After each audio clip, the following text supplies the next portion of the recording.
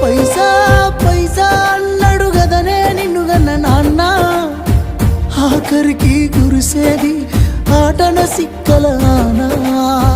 పరుగు పరుగు అంటూ తీస్తిరి గదనే పరుగు, పానం పోయినంక మోగేదే డప్పుల దరువు. ఉండదనికే హాని పిల్ల పాపాలతోని, హాయిగా బతుకేను వందేళ్ళు.